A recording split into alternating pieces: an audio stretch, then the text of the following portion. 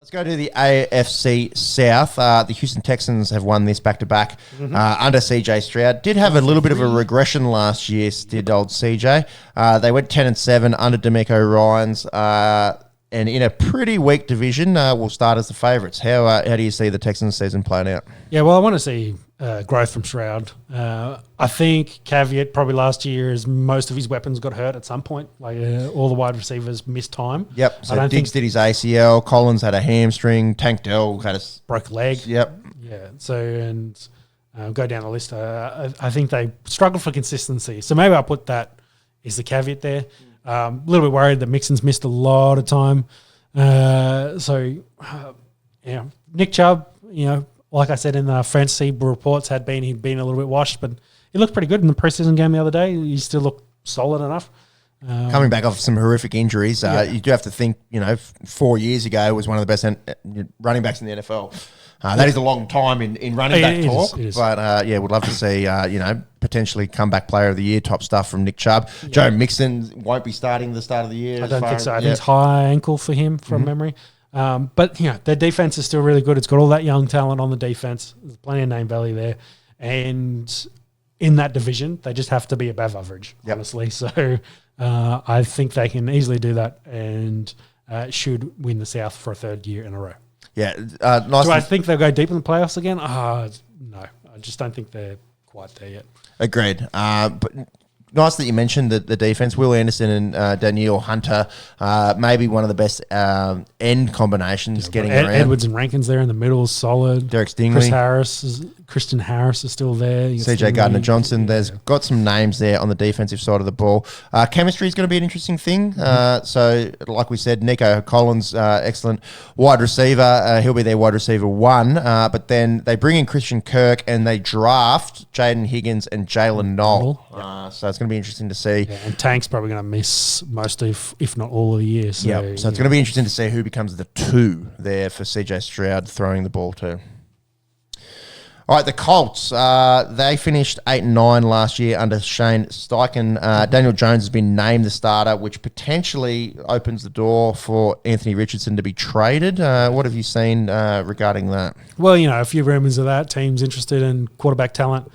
So, there's potential for people to, want to get into that talent. But I think the Colts probably won't try to move him quickly. They need a Daniel Jones. Too soon for him? Like they invested a first-round pick on him, a high first-round pick. 2 years ago. So, it was number 4th overall. So, I don't think he'll be moved. They've picked the veteran, which I think makes sense.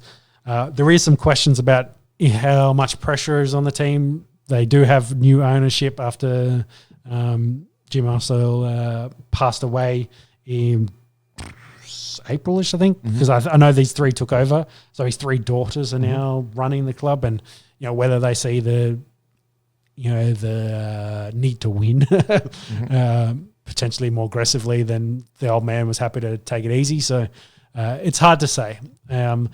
They've got some returning name value talent. Pittman's still there, Downs, Pierce, and then Mitchell's also like second-year player. So they've got wide receivers. They've got JT is still there. Yeah, so one of the better running backs in football. Yeah, they draft a potentially generational tight end in Tyler Warren. Defensive side of the ball, Zaire Franklin's very, very good at football. They spent a first-round draft pick on Latu last year. Cam Bynum comes across at safety. Definitely not loaded on the defensive side of the ball, but maybe... They're an average football team. Yeah, that's the way maybe okay. I think Jones is probably the best for that team from a fantasy aspect to potentially throw the ball a bit more than Richardson would. Richardson's got to work on that accuracy. You can't be completing at 47% in the NFL, can you? I agree. Could we see resurgence a la Sam Darnold, Geno Smith for Daniel Jones? Maybe a better environment that isn't the Giants probably would be very good for him. And you go back to Vanilla Vic days and Danny Dimes. See if he can go back to that and relive some of that. The 2 teams that finished off the AFC South were pretty dreadful last year. The Jacksonville Jaguars finished 4-13. The Tennessee Titans finished 3-14. The Jags get in Liam Cohen and his bad Duval I don't even know what the word I'm saying after here for butchering of how to say Duval. Yeah. So big reset, not just with Cohen, but also new elsewhere. GM, new VP. Like they've turned over the entire leadership of that team. Mm-hmm. So I've forgotten the bloke's name. Khan, what his first name? Omar Khan, maybe the owner for the Jags. Yeah, like obviously had enough and wanted new clear vision. So yeah, that's why they Shahid Khan. So that's why they've changed it over. But I think the main thing is, can football Jesus walk on water? That's the main thing. He needs to show that he's a top tier quarterback. He's getting paid like one. I think I saw something that was like the top 15 paid quarterbacks, and there's one Super Bowl between them or some shit like that. Really? Yeah, because you're paying for talent versus results in that position. But he needs to show it, and that further goes to what does the two-way experiment player that is Travis Hunter, how does he fit into that? Because he's going to need to play a big role on both sides of the ball for this team to potentially be good. So, which will, could be a challenge for that offensive side of the ball. So, I'm not super excited about this team. I think Brian Thomas is awesome, and we'll probably get 1,000 targets based on the rest of his team with Ingram and Kirk disappearing and Hunter really only filling the void there. And I guess Brown's serviceable and Strange has been pretty decent. But yeah, I need Lawrence to really take a big step for this team too. Hard to get too excited. I think, yes, you mentioned it. The most exciting thing about this will be watching Travis Hunter potentially play two ways in the NFL. The running back room's kind of interesting in Travis Etienne probably being the starter, but Tank Bigsby and Bashal Tootin they bring in this year. So might be a real committee there. But yeah, probably don't see them being a playoff team. Same with the Titans. They do get the number 1 draft pick in Cam Ward, but pretty hard to do it in your first year in the NFL. The former Miami Hurricane comes into play under Brian Callahan. His second year. Do you think they win more than 3 games, or are they still going to struggle this year? Well, that's the goal. You want growth. Win 4 or 5. Yeah, win more than you did last year. Yeah. Don't get the first overall pick. Maybe you pick in the top 10 again, but just don't be the worst team in football.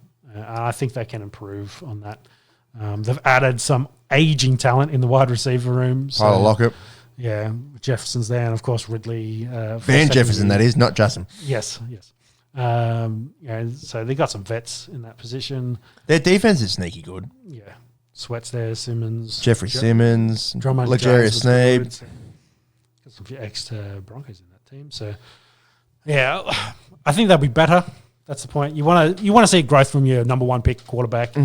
Show that he's up to the snuff of the NFL, and then see if what you've got in say your young wide receivers, and hopefully they can take over from those vets that I mentioned. It's a bit of a doo-doo division, isn't it? Yes. The Texans are $2 to win the division. Jags at $3.75. Colts $4.20. The Titans at $7. So not. You could probably throw a net over all those odds there. It's not like, say, the AFC North where you got a team at 31-1. But definitely the Texans will start as the heavy favourites.